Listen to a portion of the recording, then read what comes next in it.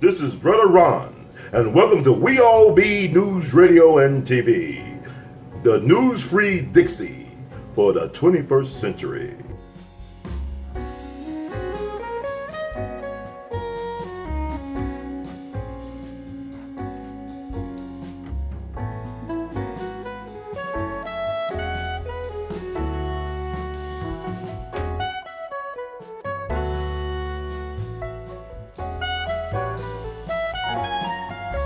I gotta ask you about the, Cosby thing coming down today. Oh, yeah, it's coming down today. Well, I told you about this a long time ago, right? Mm-hmm. Did you hear that Cosby didn't pay his attorneys?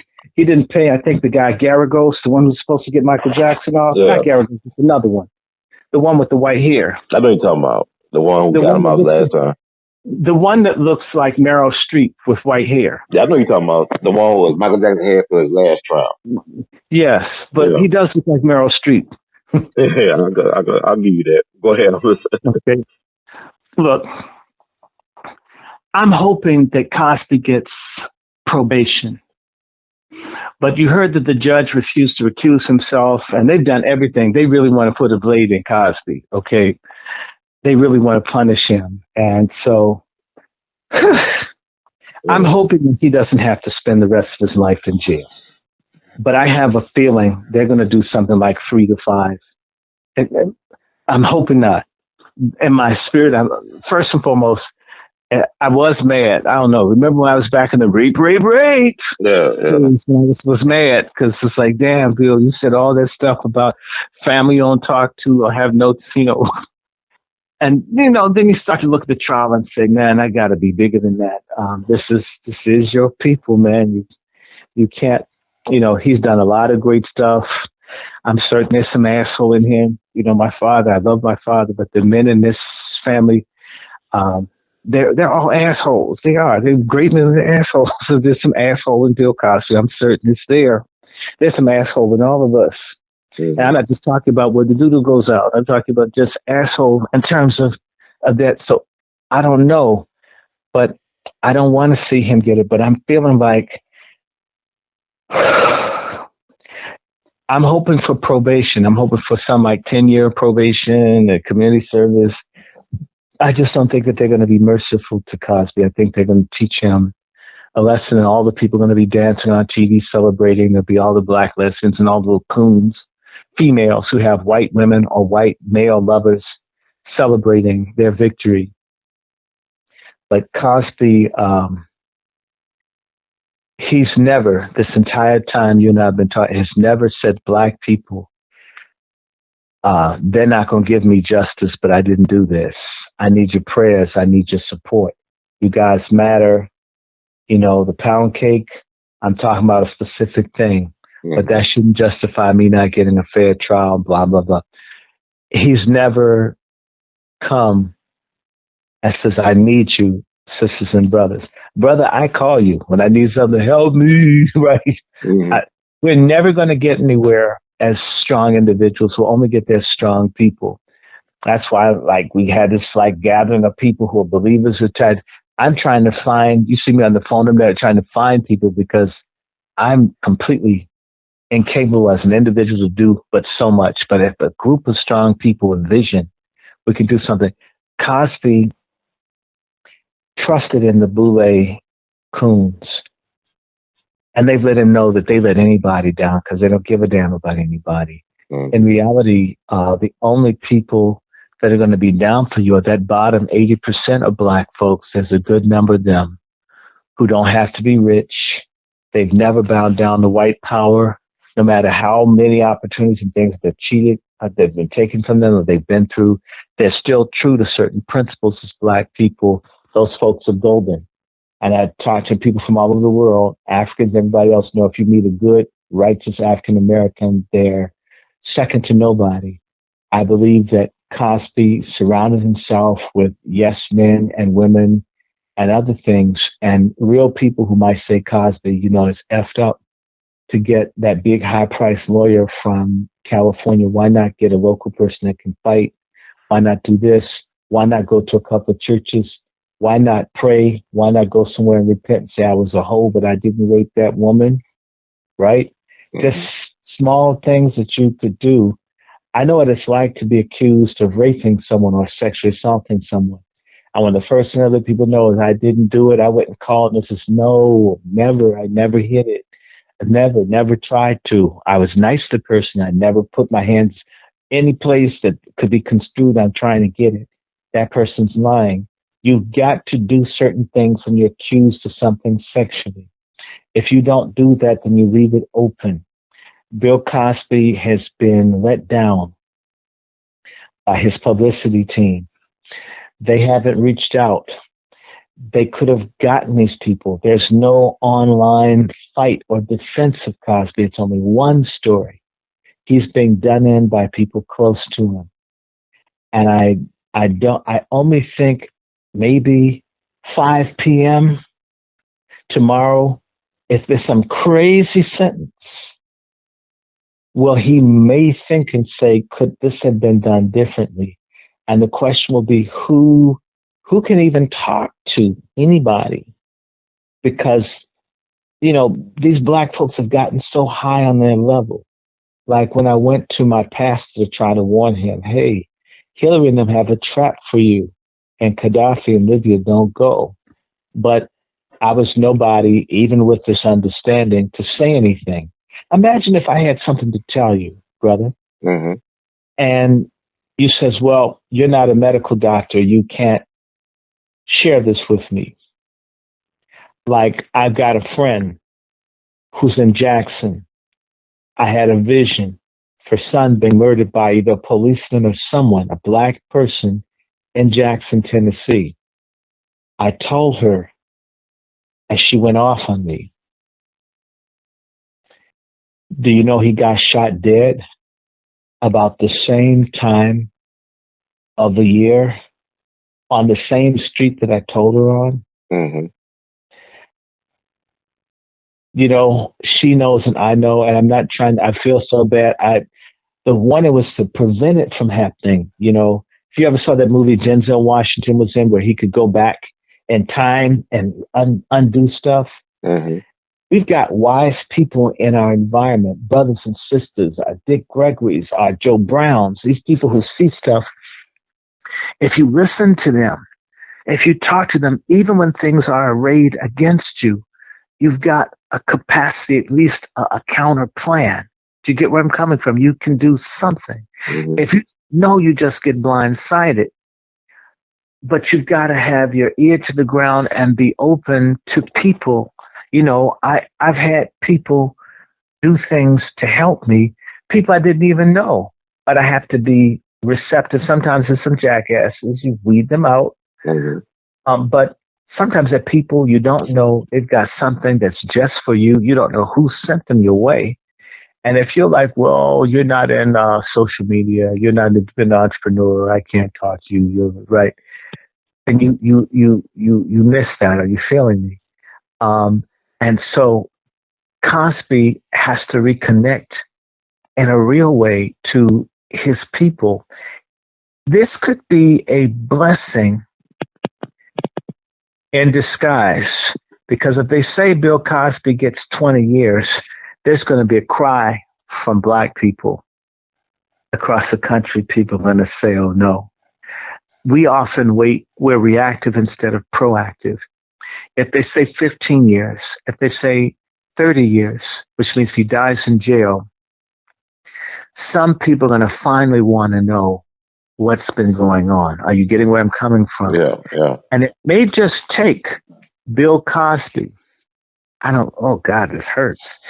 His ass being locked up and his wife being free to talk to people and really put it out there what happened, because Cosby, he didn't fight this thing. You look at Weinberg. Weinberg is taking no prisoners on these holes whether he raped or not. Weinstein, Harvey Weinstein. Weinstein, small hat rapist from Hollywood. Yeah. Weinstein, I'm sorry. Mm-hmm. You know who I mean. Yeah. Weinstein's taking no prisoners. Weinstein is bringing out tapes. He's fighting these hoes back. He keep coming up with charges. He keep coming up with stuff. You remember he put that thing where the woman said she loved him after this woman said she had been raped. Dude is putting that, and we know he's a predator, but he's got no shame. He doesn't mind destroying white women because he's a Khazar. He sees them as, shiksas, whores. Mm-hmm. Bill Cosby had too much deference to white womanhood to save his own skin. I got accused of raping a white female when I was in divinity school. I got accused of another person. Someone didn't touch, didn't want, didn't like. Had I been quiet, they would have probably done something to me. The first thing I did was call the person the story went to and told them how ugly she was, how repulsed, how insulted I was, how nobody wanted her, how that bitch had rape fantasies, and none of us was trying to fulfill it, okay? Nobody wants to. Nobody. Mm-hmm. I mean, in fact, if I woke up with her, I'd be scared. I'd check myself in the mental hospital. And I told that white dude, if you dare do this, everybody must say that you put her up to do it. I'm going to get your house. I'm going to get your wife. I'm going to get your kids. If you try to run this game on me, try to put me in this ugly, Raggedy Ann looking broad with the gap energy. For a white girl with a gap, that don't even look good. That doesn't look like a little bovine looking white broad. Say somebody touched. I don't want her. Mm-hmm. So I went off on him. I threatened that dude. Says, y'all bring him up there. I'm going to say you did it. The fact that you spoke to her and y'all didn't rape test her, I got your ass. I got you. I'm going to destroy you. I'm going to destroy everybody. I'm not going to go down like this. White people relate to that. Trying to find a happy medium to go and get along, you'll go and get along right to your lynching. And that's what's happened to Bill Cosby. He didn't really fight. He didn't fight this like it was serious. He has that advisor, his PR person has to be some kind of a coon. The coons around Cosby, people who just, George Bush isn't so bad, and he was 43rd president, and he came from a life of... These kind of black people that won't say that's a racist, corrupt so-and-so, right? Mm-hmm. The black people who lose their black fight, their connection, their realness, they're useless to everybody, and that becomes a way that they can be taken down. Look at what's happened to Serena Williams. She got with that so-called billionaire. I mean, if you got $13 billion, motherfucker, take out full-page ads and denounce that judge and the whole tennis association and tell them that you're going to set up a tennis association where you'll be the damn judge. And y'all will have purses of $1 million each time because he's got billions.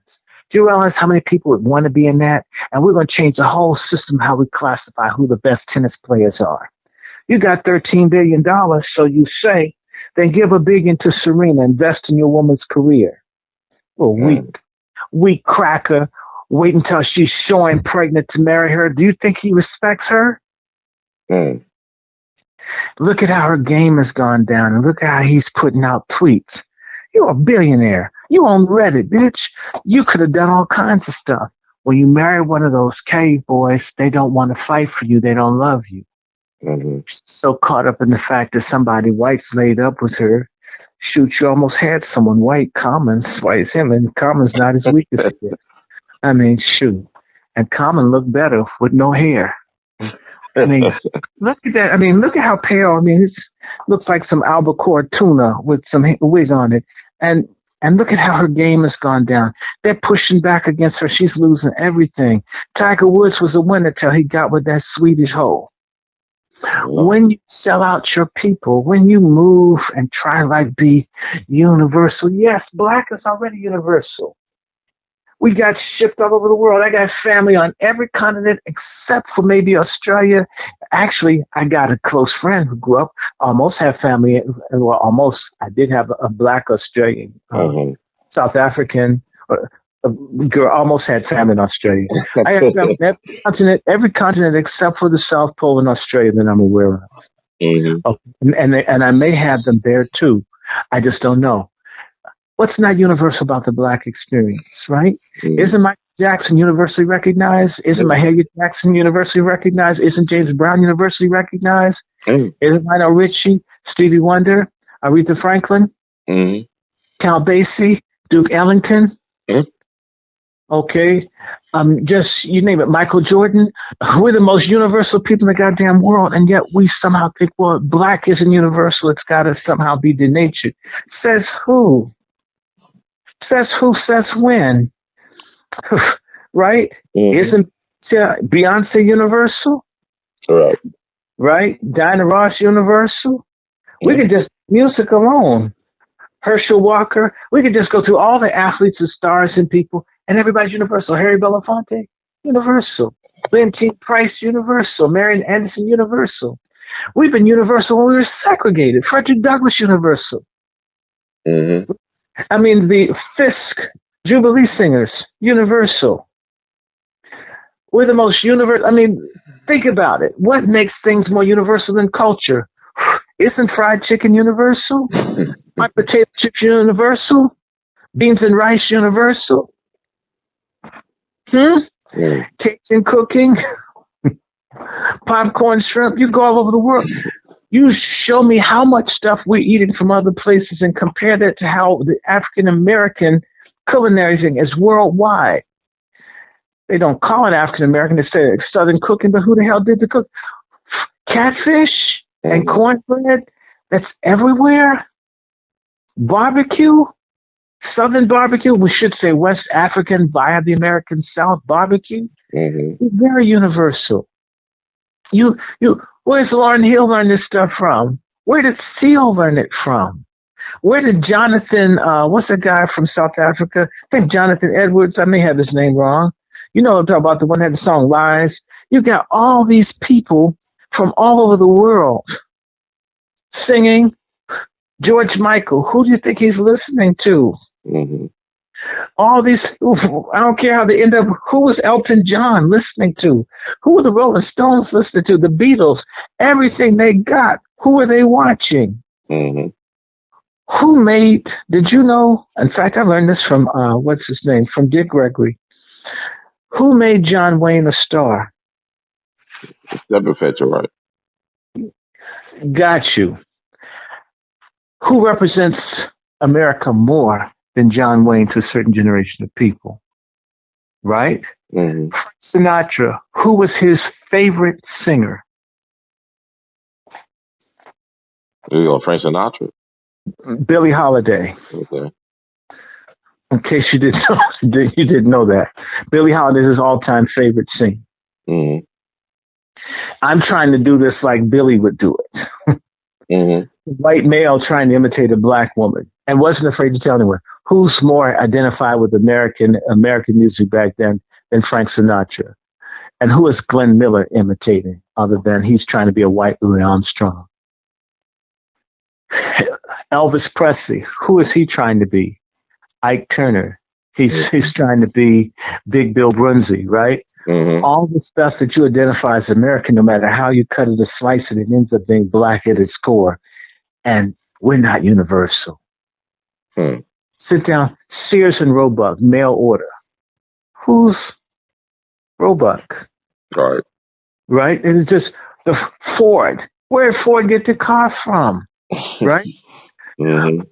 American junk food, sugar, real low. Right? Just every time you think about something, it comes back to what? On a certain level, there's some connection to our people. We're very universal. How dare us think that we're parochial? You might be segregated and reviled in America, but it doesn't mean you're not universal.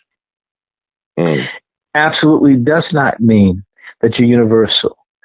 We are very much universal because we're the only people that you find everywhere. I've been to every continent except for the South Pole. And I found black people in Korea. They don't call themselves black, but they got nappy hair. I was in Ireland, and I saw Irish people with nappy hair and dark skin. They don't call themselves, well, they get called black Irish. They don't call themselves black, but they know.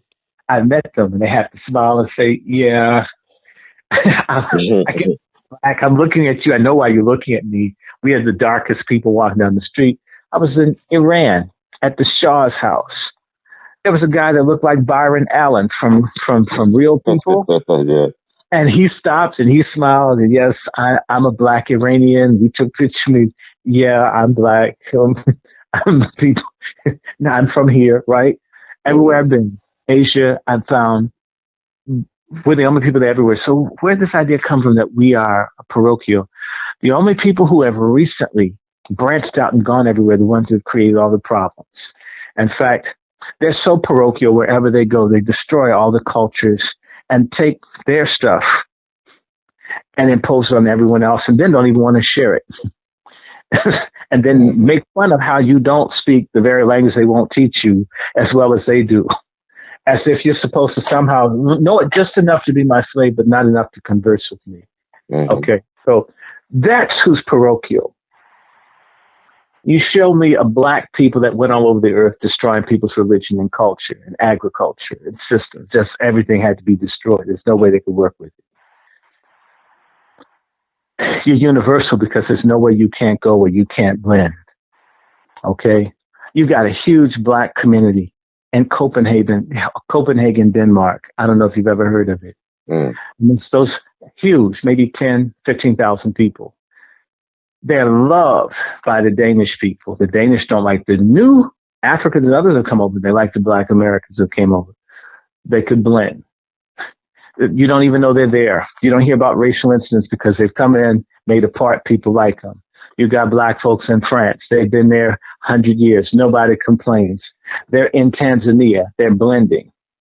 Mm-hmm. Because we're universal. We all learn to fit in and get along with. You've got, I remember there was a music queen in Australia. There's a black lady who's a music queen in Australia in the 80s, had a lot of hits down there. You don't hear about her here.